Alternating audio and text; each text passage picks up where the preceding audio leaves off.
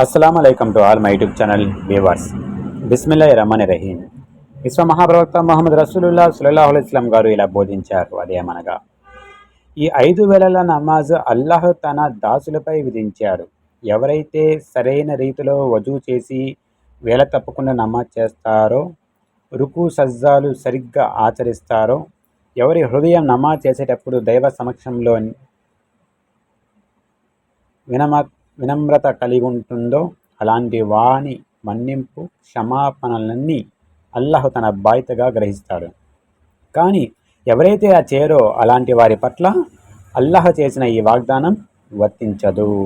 తాను తలిస్తే అల్లాహ్ అతన్ని మన్నించవచ్చును, దండించవచ్చును. అబుదావుద్ అబ్దాహ్ బిన్ సామిత్.